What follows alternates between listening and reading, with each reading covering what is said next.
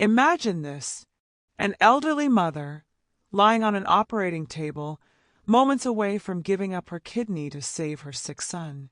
She's terrified, but she believes it's her duty because her daughter-in-law has told her so, again and again. The doctors are ready, the anesthesia mask is just inches from her face, when suddenly the doors burst open. Her little grandson runs in, screaming, "Stop! My dad is sick because of her. She's the one poisoning him." In that single moment, everything changes. What was meant to be a story of sacrifice turns into one of betrayal, greed, and the courage it takes to speak the truth. This is not just a family drama. It's a chilling reminder that sometimes the danger is not outside the home, but sitting right at the family table. Eleanor Carter was not a woman who ever thought of herself as important. To the world, she was just another elderly lady in Boston, gray-haired, slow in her steps, her hands marked with wrinkles and calluses. But within her small, weathered frame lived the story of a lifetime of sacrifice. For more than 40 years, Eleanor had carried the weight of her family. She married George, a factory worker who had once been full of strength and charm. Life, however, had a way of turning giants into fragile shells. A stroke had left George bedridden, dependent on Eleanor's every move. While other women her age enjoyed quiet mornings of tea and knitting, Eleanor's days began with lifting, feeding, cleaning, and comforting. Every breath of her husband reminded her of the vows she made, in sickness and in health. She never complained, not once, at least not out loud. Her 2 sons were the pride of her heart. Daniel, the older one, had always been the golden boy. Tall, with a quick smile, he was the kind of son a mother prayed for, affectionate, easy to love, eager to make her proud. People were drawn to him, and Eleanor always believed he had the gift of light. Brandon, the younger one, was different. Quiet, sharp-eyed, and practical, he often seemed older than his years. Where Daniel dreamed, Brandon observed. Where Daniel charmed, Brandon analyzed. Eleanor loved them both equally, though in very different ways. But motherhood was never easy. Raising 2 boys with little money meant Eleanor had to work long hours. She took jobs others would turn away from, cleaning houses, working kitchens, even stitching clothes late into the night just to put food on the table. She went to bed with aching bones, but woke every morning determined. Her love for her sons was fuel, even when her body was empty. Now, years later, as her hair turned white and her steps grew slower, she thought perhaps she had earned peace. But peace never seemed to find Eleanor Carter. It began with Daniel's illness. At first, it was small things: fatigue, dizziness, complaints of pain. Eleanor thought it was stress, maybe exhaustion from work. Daniel had married a woman named Veronica, polished and strong-willed, who always seemed perfectly in control. Eleanor tried to believe that her son was safe in Veronica's hands, but the symptoms worsened. Weight loss, fainting spells, strange fevers. Hospital visits became frequent. Doctors spoke of damaged kidneys, of numbers that didn't look right, of treatment that could only delay the inevitable. The words that shattered Eleanor's heart came one evening when the doctor said, "He will need a transplant." Without one, Daniel's time is very limited. Eleanor's hands trembled as she clutched the papers. A transplant? From whom? The tests began, and soon the results came. Eleanor, the old woman whose body was already weary, was a perfect match. She could feel the invisible eyes on her the moment those results were revealed. Veronica's gaze in particular, sharp and expectant, pierced through her. Veronica's parents, wealthy and authoritative, spoke with cold conviction. "You're his mother. This is your duty. No hesitation, no second thoughts." Eleanor nodded quietly. What else could she do? What mother, hearing her son was dying, would say no? Yet deep in her chest, a knot of dread began to grow. At night, when George slept beside her with his weak breaths, Eleanor stared at the ceiling and whispered her fears into the dark. She was old. What if she didn't survive the surgery? What would happen to George if she was gone? What about Brandon, who had already sacrificed so much of his own life to care for her and his father? Still, the guilt pressed down on her. She had given birth to Daniel. He was flesh of her flesh. If her body could save him, how could she refuse? But as the days passed, small cracks appeared in the picture-perfect story Veronica tried to paint. Eleanor noticed the way Veronica spoke to her, not with gratitude but with expectation, as if this sacrifice was not a gift but a debt owed. She noticed the way Veronica kept Daniel isolated, monitoring his medications closely, sometimes snapping if Eleanor asked what the pills were for. The questions gathered quietly in Eleanor's heart, but she dared not voice them. After all, wasn't it natural for a wife to take care of her husband? Wasn't she just being suspicious, tired, overthinking? It was Michael, Daniel's young son, who first gave shape to the unspoken doubts. One evening, as Eleanor tucked him into bed during a visit, the boy whispered softly, "Grandma, what if someone wants Daddy to stay sick?" The words struck her like thunder. She froze, staring at his innocent eyes.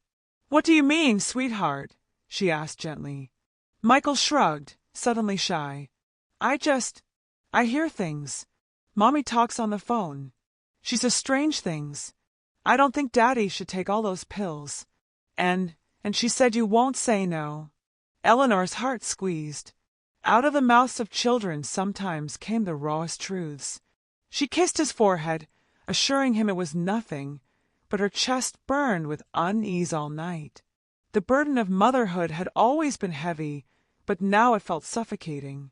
On one side, the duty to save her son. On the other, shadows of doubt that whispered something darker was at play. Still, when the hospital called to schedule the transplant, Eleanor said yes. With trembling hands, she signed her name on the consent forms. Veronica stood behind her, arms crossed, watching like a hawk. And so, Eleanor's path was set. A mother's body, prepared to be carved open for her son. A heart weighed down by guilt, duty, and suspicion. And somewhere in the silence, a child's innocent question lingered like a warning. What if someone wants Daddy to stay sick? Sparkles that closes chapter 1. Illness has a way of creeping into a family's life like an unwelcome guest. It doesn't announce itself with fanfare. It slips in quietly, settling in the corner until suddenly it takes up all the space in the room. For the Carter family, that shadow had a name: Daniel's sickness. Daniel had always been the stronger one. Even as a boy, he ran faster than Brandon, climbed higher, laughed louder. He was the son who could carry 2 bags of groceries at once, who hugged his mother with enough force to make her feel small again. But now, that same son struggled to walk across the room without leaning on the wall for support. The first time Eleanor saw him collapse, her heart nearly stopped. She had come by to bring soup, her chicken broth, the one Daniel always loved, and found him lying on the kitchen floor. Veronica was already there, crouched beside him, pressing a glass of water to his lips. "He's fine," Veronica said sharply as Eleanor rushed forward. "It's just the medicine making him weak." Her tone was clipped, impatient, as if Eleanor's concern was an inconvenience. Daniel managed a faint smile, waving off his mother's tears. "Don't worry, Mom. Veronica has everything under control. Everything under control." That phrase became a knife in Eleanor's ears. Because the more Veronica said it, the less Eleanor believed it. Veronica kept meticulous watch over Daniel's pills. Small bottles lined the counter, but Eleanor noticed some had no labels. When she asked what they were, Veronica replied curtly, "Supplements." The doctor said they help.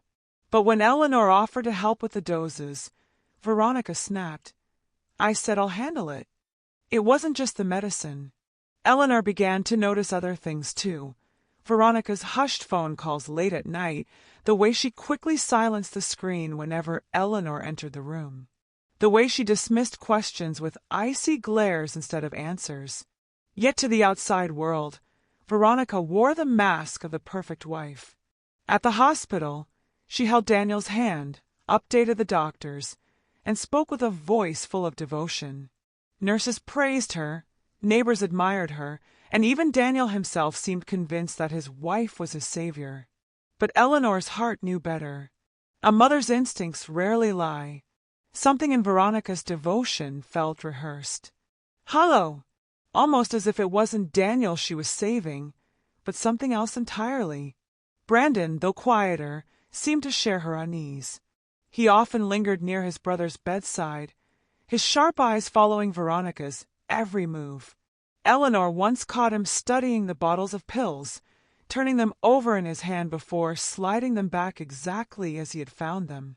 He said nothing, but the look on his face was heavy, like a man piecing together a puzzle no one else wanted to see. Meanwhile, Daniel grew weaker. His skin lost its color, turning pale and sunken. His once bright eyes dulled, his laughter replaced by groans of pain. Eleanor sat by his side, stroking his hair like she had when he was a boy, whispering prayers that felt more desperate each day. One afternoon, as Eleanor folded laundry in Daniel's living room, she overheard Veronica speaking harshly on the phone in the kitchen. The door was cracked just enough for her to hear fragments. Yes, the numbers are dropping faster than expected. No, she won't refuse. She can't. She's his mother. After the operation, everything will be perfect. Just trust me. Eleanor froze, her hands tightening around the shirt she held. The words clawed at her chest. She won't refuse. She's his mother. Was Veronica talking about her? About the transplant? Her mind raced, but before she could step closer, the conversation ended. Veronica emerged, smiling sweetly as though nothing had happened. "Tea, Eleanor?" she asked, her voice dripping with false warmth. Eleanor nodded mutely, her thoughts spinning. That night, lying beside her husband George in their dimly lit bedroom, she whispered the fragments aloud.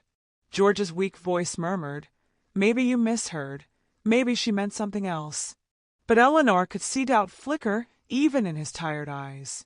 The pressure mounted as Daniel's condition worsened.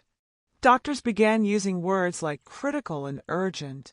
The transplant, they said, was no longer a choice but a necessity. Veronica's parents, wealthy and influential, arrived at the hospital to remind Eleanor of her duty. "You carried him into this world," Veronica's mother said coldly. "Now you must carry him back from death." Eleanor wanted to scream, to shout that she was afraid, that she had doubts, that something about all of this felt terribly wrong. But the weight of guilt pressed her voice down. What kind of mother hesitates when her son's life is slipping away? Still, the shadows of suspicion lingered. Eleanor noticed Michael, Daniel's little boy, watching his mother with wide, worried eyes. The child seemed to sense something no one else dared say aloud. Sometimes he clung to Eleanor and whispered, "Grandma, don't let Mommy be the only one who decides." Those words broke Eleanor in half, because deep down she already knew her sacrifice wasn't just about saving Daniel. It was about stepping into a storm much larger than herself, a storm that seemed to swirl around Veronica's cold, calculating presence. But the truth was still hidden, like a serpent coiled in the dark. For now, all Eleanor had was dread, growing heavier with every passing day. And so, the shadow over Daniel grew darker. His life hung by a thread. Veronica tightened her grip. Brandon watched silently, gathering fragments of truth. And Eleanor, caught in the middle, prepared herself for the unbearable choice. To give her body, her kidney, her very life, all while a whisper in her heart warned that something was terribly, terribly wrong. Children see things adults often miss. Their eyes are unclouded by pride, their ears sharp enough to catch whispers we dismiss, and their hearts, still untouched by calculation, notice when love feels wrong. For Eleanor Carter, it was Michael, her grandson, only 10 years old, who first dared to put into words the fears she buried deep inside. Michael was a bright boy, full of curiosity. He adored his father, Daniel, and often clung to his grandmother whenever she visited. Eleanor loved the way he would sit on her lap, his small fingers tracing the lines on her wrinkled hands. To him, she was not just grandma, she was safety, the person who listened when others were too busy. One evening, as Eleanor tucked Michael into bed during a hospital stay, his voice broke the silence. He leaned close and whispered, "Grandma, do you think someone wants Daddy to stay sick?" The words pierced Eleanor's heart like ice. She pulled back, searching his young face. His eyes, wide and solemn, were not playful. He wasn't joking. "What do you mean, sweetheart?" she asked softly, brushing his hair back. Michael hesitated, glancing toward the door. Then, in a voice barely above a breath, he said, "I hear Mommy on the phone sometimes. She says strange things, like, the numbers will be perfect after the transplant. And she tells Grandma Rose, that was Veronica's mother, that you won't say no. She says you can't." Eleanor's chest tightened. The boy was trembling as he spoke, his little fists gripping the blanket. "And Grandma, Daddy takes so many pills, but the bottles don't have names. I think Mommy gives him things that don't make him better." His voice cracked. "Sometimes Daddy looks worse after her medicine." Why would she do that? Tears stung Eleanor's eyes. She wanted to tell him he was wrong, that his mother loved his father and would never hurt him. But she couldn't bring herself to say the words, because in her own heart she had noticed the same things. The unlabeled bottles, the strange phone calls, the way Veronica's love looked more like control. Instead, she hugged him tightly, whispering, "Don't be afraid, Michael. Grandma's here. We'll make sure Daddy is safe." But when she lay awake that night, her mind replayed every word. She said, "You can't say no. The numbers will be perfect after the transplant." What did it mean? Why would Veronica's focus be on numbers, not on Daniel's health? The following days only deepened her unease. Michael became more watchful, as though carrying a secret he didn't know how to bear. Once, Eleanor found him in the living room, turning over one of Daniel's pill bottles in his small hands. When he saw her, he quickly hid it behind his back. "What are you doing, sweetheart?" she asked gently. His voice wavered. "Grandma, what if the medicine is making Daddy sick instead of better? What if—" He trailed off, unable to finish. Eleanor crouched beside him, holding his hands. She wanted to tell him that children shouldn't worry about such things, that the grown-ups would handle it. But looking into his eyes, so full of fear, she realized Michael had already been forced to grow up too quickly. And perhaps he was the only one bold enough to speak what the adults were too afraid to admit. The strain of it all weighed heavily on Eleanor. When she visited Daniel, she smiled, held his hand, fed him soup, and hid her trembling heart. But when she was alone, the questions clawed at her chest. Could Veronica, her own daughter-in-law, truly be harming Daniel? Could the woman, who was supposed to love him, be the very reason he was slipping away? It felt unthinkable. Yet the signs were too many to ignore. Brandon seemed to notice them too.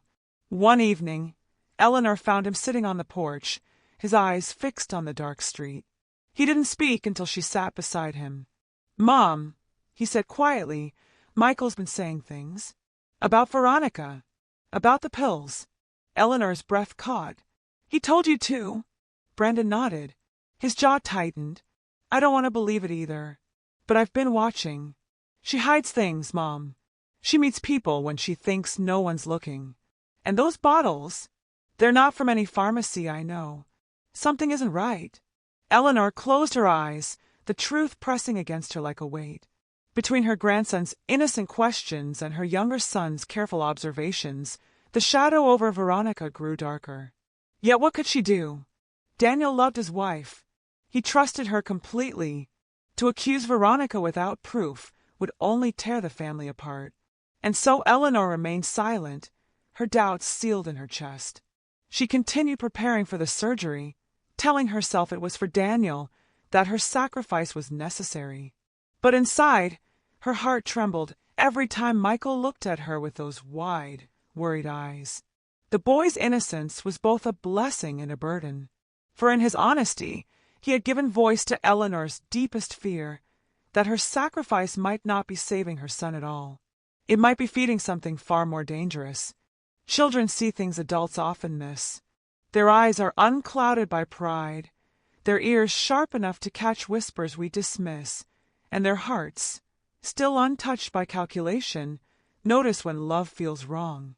For Eleanor Carter, it was Michael, her grandson, only 10 years old, who first dared to put into words the fears she buried deep inside. Michael was a bright boy, full of curiosity. He adored his father, Daniel, and often clung to his grandmother whenever she visited. Eleanor loved the way he would sit on her lap, his small fingers tracing the lines on her wrinkled hands. To him, she was not just grandma, she was safety, the person who listened when others were too busy. One evening, as Eleanor tucked Michael into bed during a hospital stay, his voice broke the silence. He leaned close and whispered, "Grandma, do you think someone wants Daddy to stay sick?" The words pierced Eleanor's heart like ice. She pulled back, searching his young face. His eyes, wide and solemn, were not playful. He wasn't joking. "What do you mean, sweetheart?" she asked softly, brushing his hair back. Michael hesitated, glancing toward the door. Then, in a voice barely above a breath, he said, "I hear Mommy on the phone sometimes. She says strange things, like, the numbers will be perfect after the transplant. And she tells Grandma Rose, that was Veronica's mother, that you won't say no. She says you can't." Eleanor's chest tightened. The boy was trembling as he spoke, his little fists gripping the blanket. And Grandma, Daddy takes so many pills, but the bottles don't have names. I think Mommy gives him things that don't make him better." His voice cracked. "Sometimes Daddy looks worse after her medicine." Why would she do that? Tears stung Eleanor's eyes. She wanted to tell him he was wrong, that his mother loved his father and would never hurt him.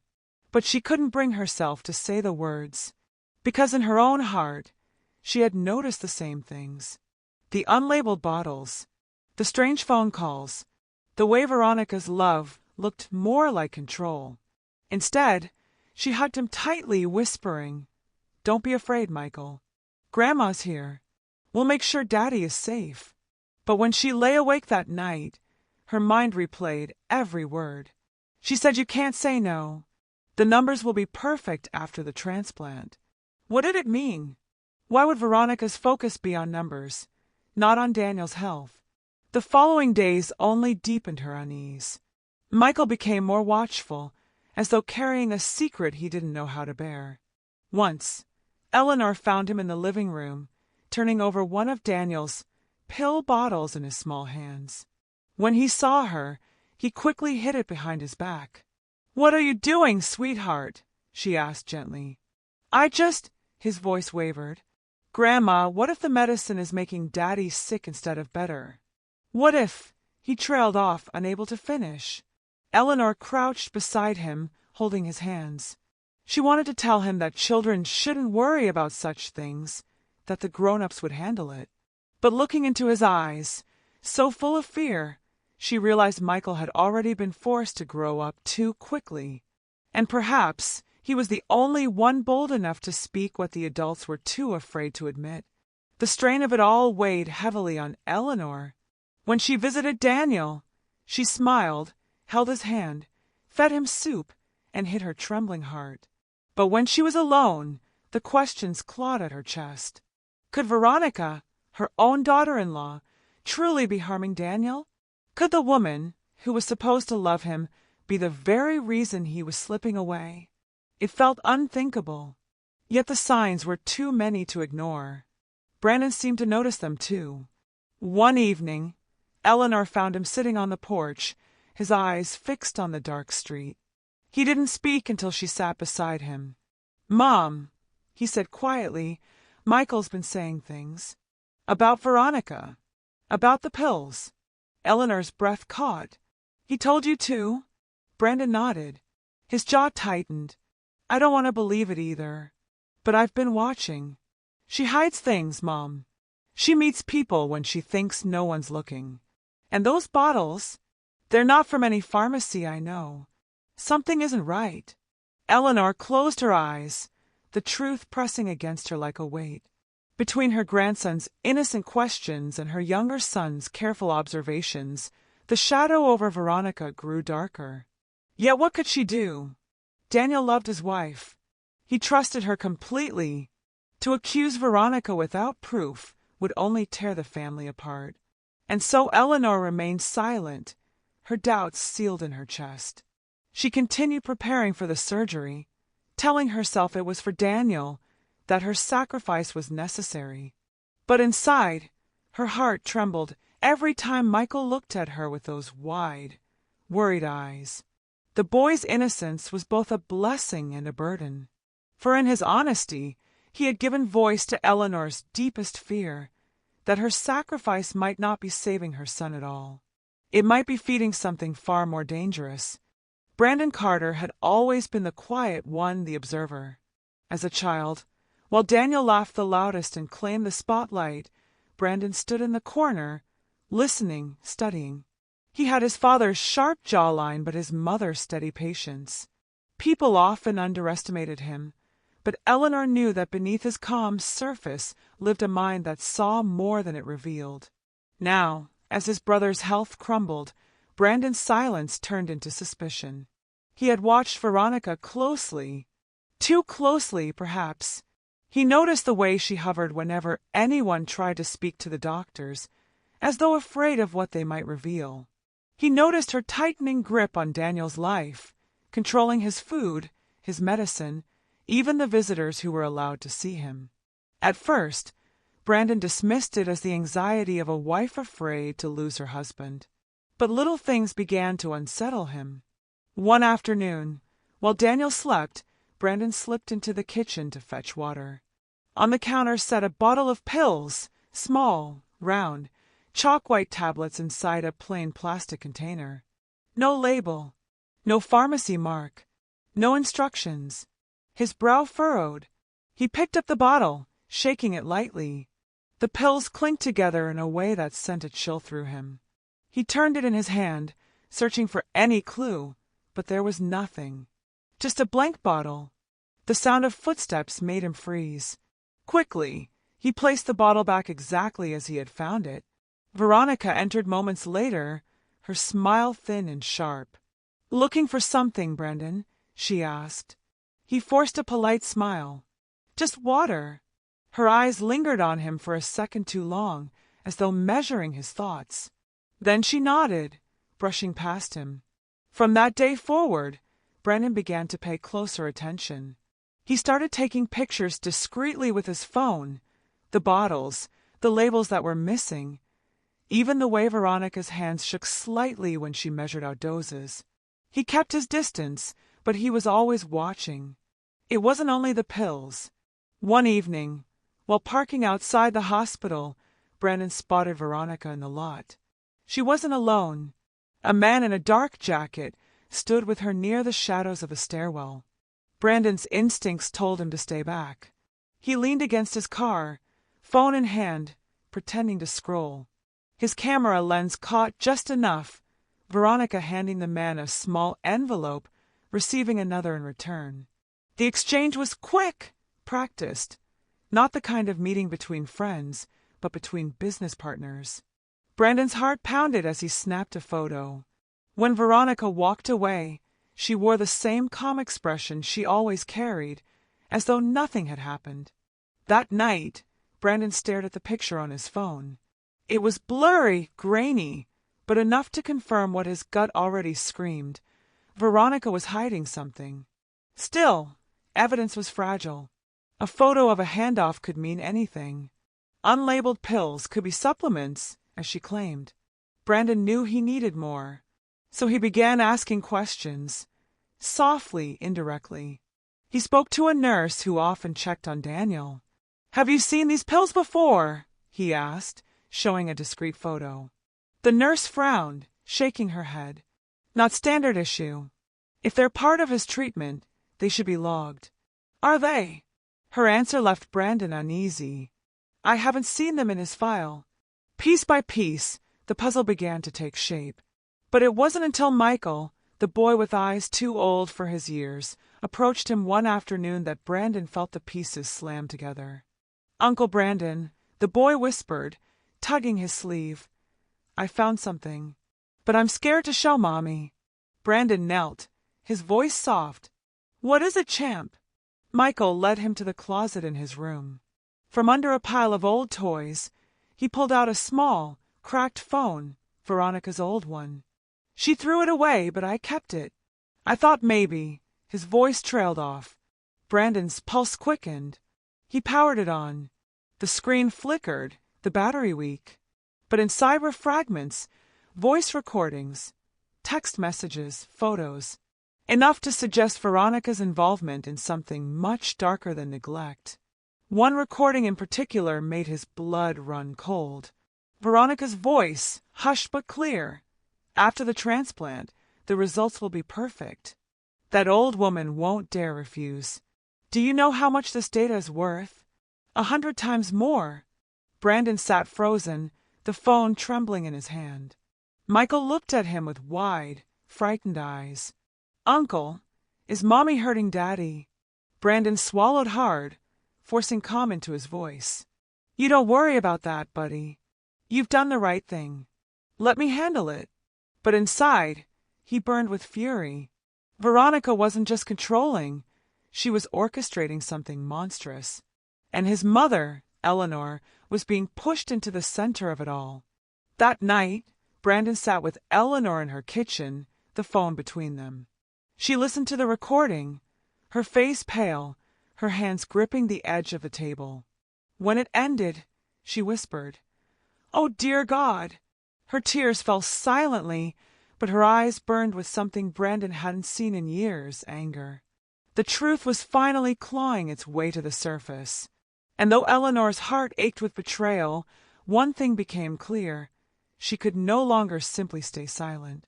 The shadows around Daniel were no longer whispers. They had faces, they had names, and Brandon, with his quiet determination, was ready to drag them into the light. Mary Okafor sat at the edge of her bed that night, staring at the pale glow of the moon through the window. The house was quiet, but inside her heart was a storm. Her mind replayed Brandon's warnings, Mario's innocent fears, and her own uneasy observations about Lydia. Her hands trembled as she opened a small drawer by her bed. Inside was an old journal where she had written prayers, recipes, and dreams from years past.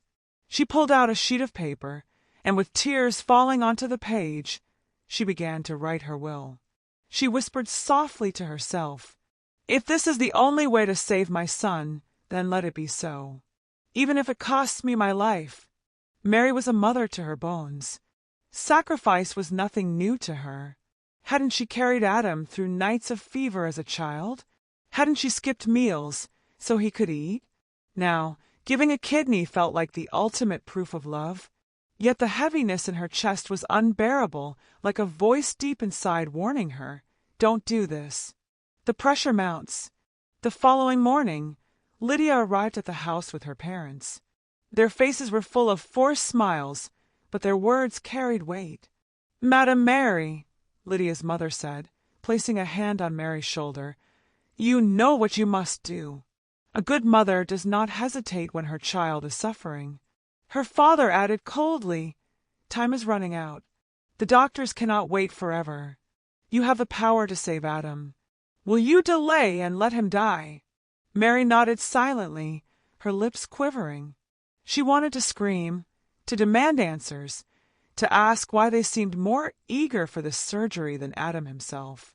But she swallowed her doubts. Guilt pressed down like a heavy stone. Brandon clenched his fists, standing at the corner of the room. "Why are you all rushing her? Why is no one asking why Adam became this sick so suddenly?" Lydia shot him a sharp look. "Because you don't understand. You've always been jealous of your brother. Don't interfere in things you know nothing about." Her words cut deep. Brandon wanted to explode, but when he looked at his mother's weary face, he held back. He didn't want to add to her burden. Adam's helpless silence. Adam, too weak to move much, lay on the bed. His eyes flickered open briefly, and he whispered, "Mama, please. I don't want to die." Those words pierced Mary's soul. She held his hand and kissed it. "Don't worry, my son. I will do what I must." A mother never abandons her child, and in that moment, her doubts faded just enough. She convinced herself this was the only path. The night before surgery, the hospital papers were signed. The date was set. Tomorrow, Mary would be wheeled into the operating theater to give her kidney. That night, Mary couldn't sleep.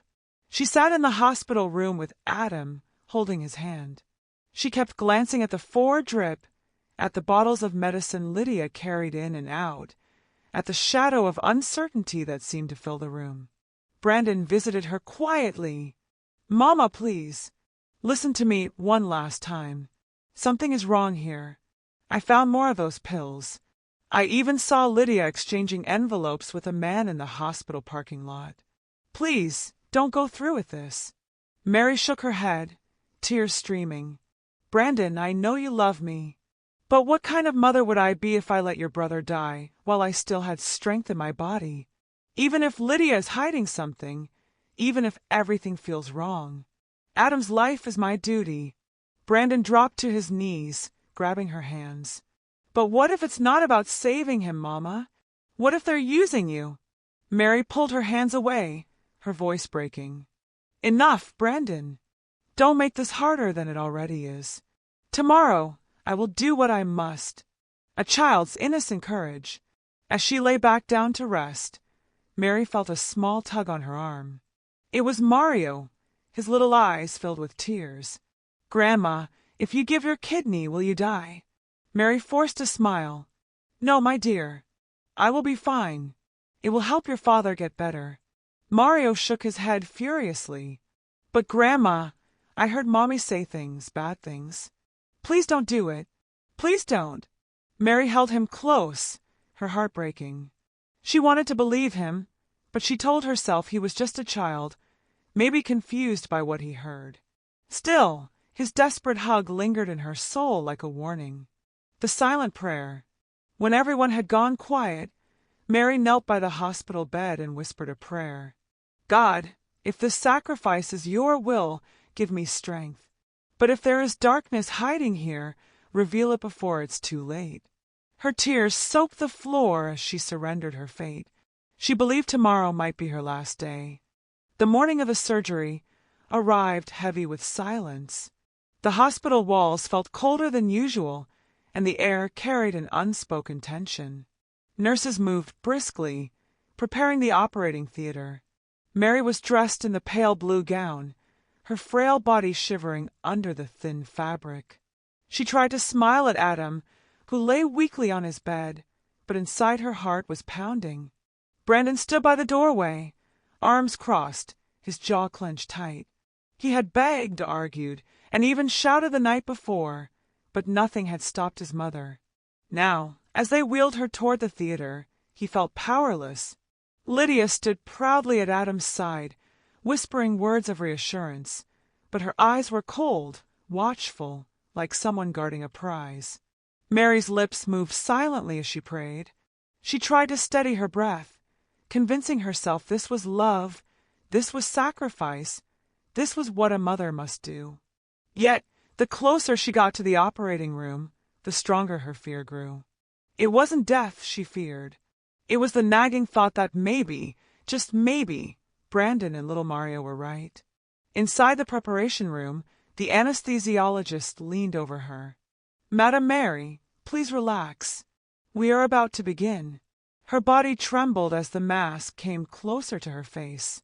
The sharp smell of gas filled her nostrils. She gripped the bed sheets tightly, tears sliding down her cheeks. Just as the nurse adjusted the 4-line, the door burst open with a loud crash. Everyone turned in shock. Standing there was Mario, his small chest heaving, his voice trembling but loud enough to pierce the room. "Stop! Don't touch my grandma! I know why my daddy is sick!" Gasps echoed through the room. One of the nurses rushed forward to block him, but Mario pushed past with all the strength his tiny frame could muster. In his hand was a small phone, the old one he had found hidden away. His eyes were wild with desperation. "You can't let her do this! My mommy is lying. She's the one making my daddy sick." Mary's eyes widened, her entire body jolting as though someone had poured fire through her veins. The doctors exchanged confused glances.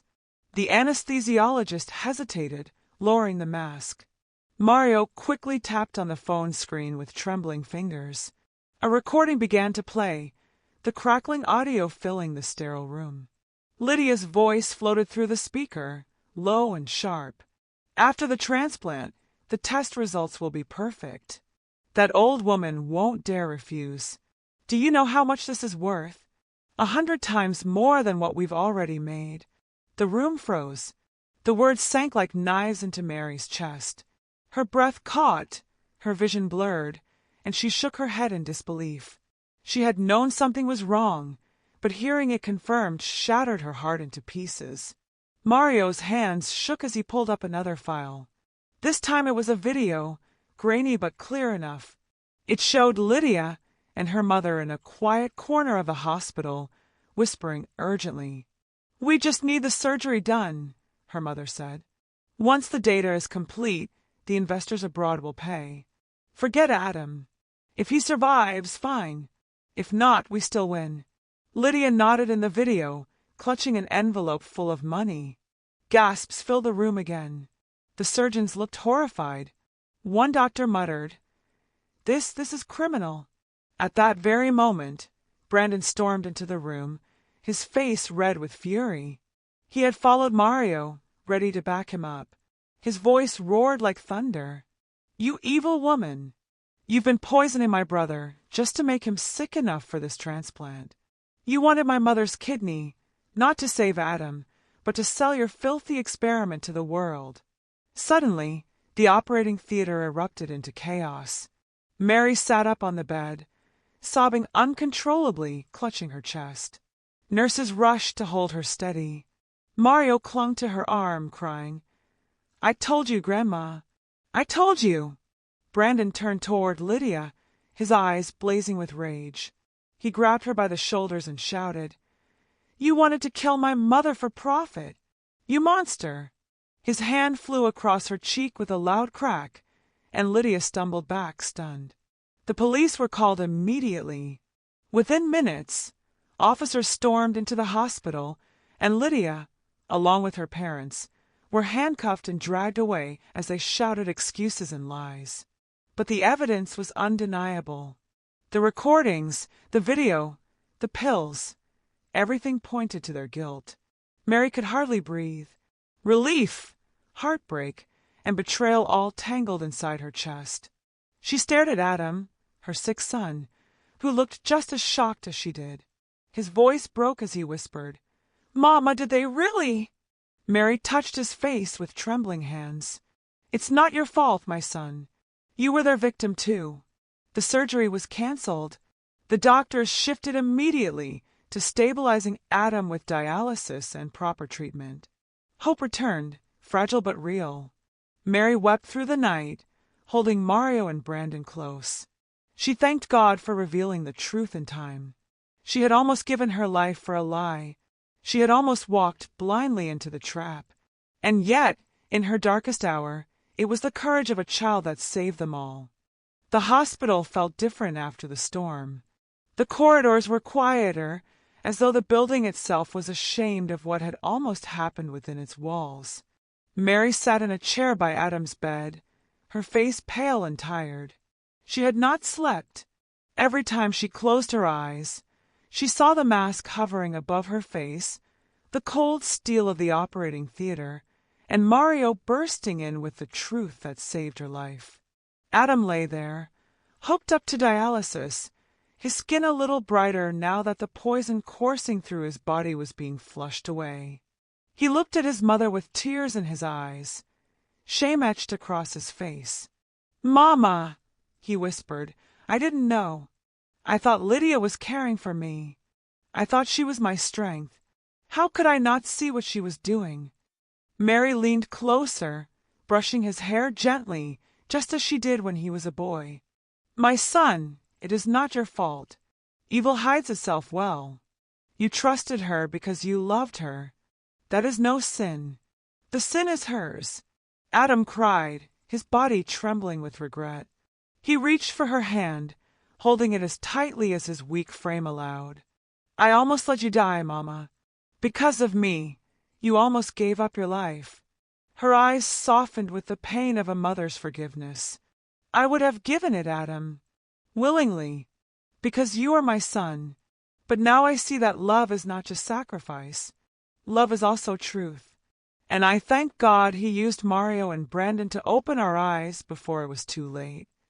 Brandon, standing quietly at the corner of the room, stepped forward. He placed a hand on Adam's shoulder, his voice steady but tender. "Brother, don't blame yourself anymore. What matters now is healing. We'll get you the right treatment. We'll get you back."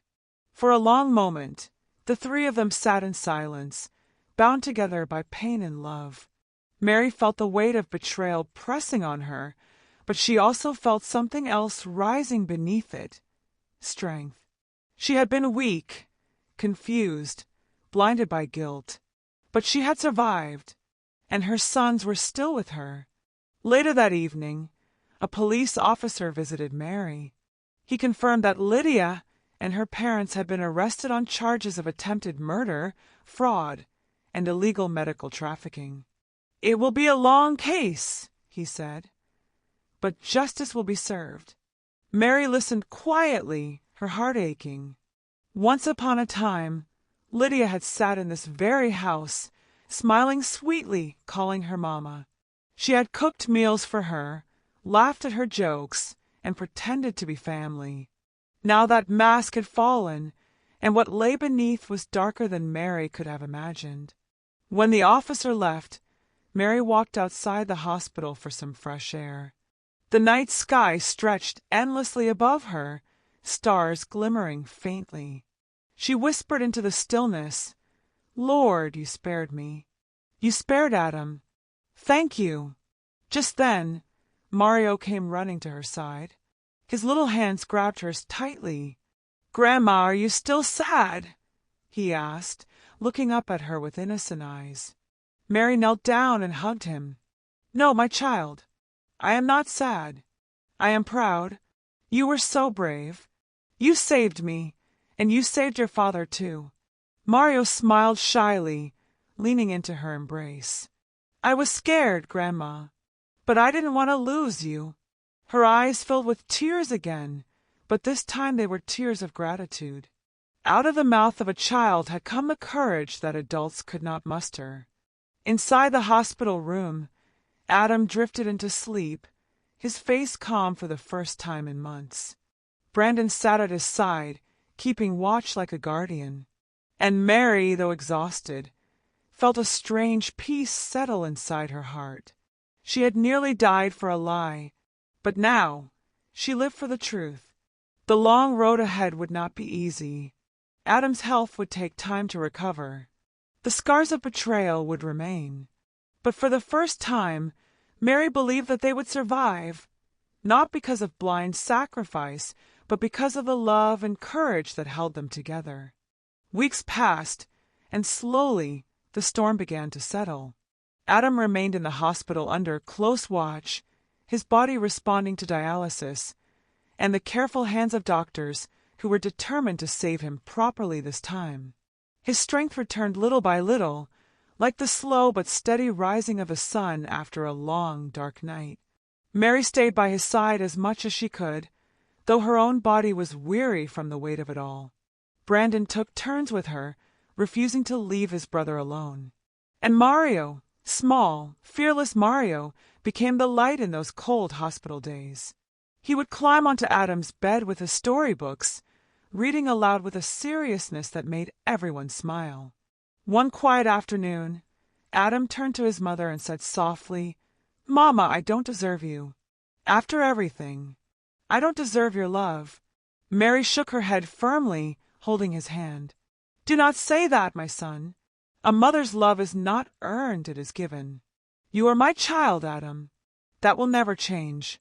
What Lydia did was not your doing. You are not to carry her sins. Her voice was gentle but strong, and Adam wept, letting the guilt that had tormented him finally fall away. When the doctors declared him stable enough, Adam was discharged, though his treatment would continue. Mary returned home with Brandon, Mario, and her husband, Joe, who had waited anxiously for her return. Joe's frail body trembled as he held her hands, relief flooding his tired face. "I thought I had lost you, Mary," he whispered, "but God brought you back to me." She leaned against him, exhausted but grateful. "We nearly lost everything, Joe, but the truth came in time, and we will rise again." The house felt different now, emptier without Lydia's presence, yet lighter too, as though a dark shadow had been lifted from its walls. Mary sat at the dining table one evening, staring at the empty chair where Lydia used to sit.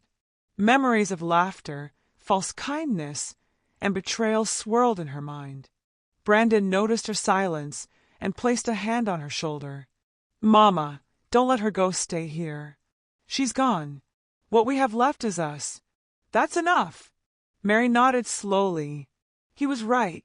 Family was not built on appearances or empty words. It was built on love, loyalty, and truth, the very things that had saved her life. That night, as the family gathered in the small living room, Mario climbed onto Mary's lap. "Grandma, will everything be okay now?" he asked. Mary kissed his forehead gently. "Yes, my child.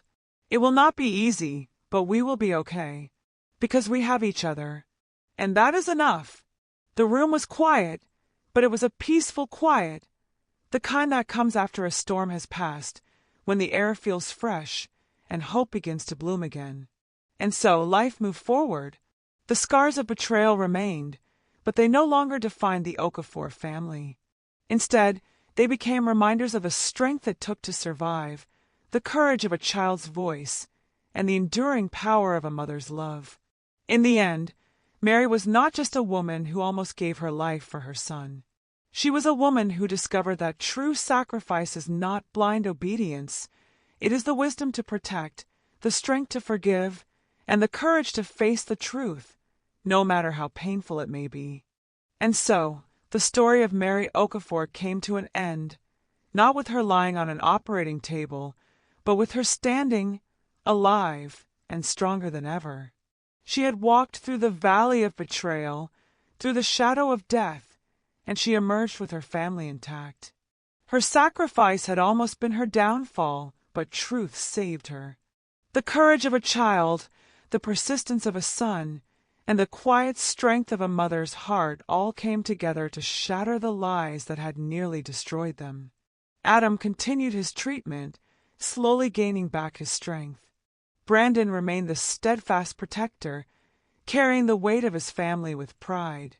And little Mario, though only a child, became the hero of their story, the one who dared to speak when others stayed silent. As for Mary, she found peace not in what she almost lost, but in what she still had. She returned to caring for her husband, Joe, and to the simple rhythms of life. Yet something inside her had changed forever. She no longer carried guilt as a burden. Instead, she carried wisdom, the wisdom to know that love is not blind sacrifice, but brave truth. Her home, once tainted by shadows, became a place of healing again. And though scars remained, they were no longer signs of weakness, but of survival. If there is one lesson in Mary's story, it is this. Family is not about those who demand and deceive, but about those who stand, fight, and protect. True love does not hide in lies.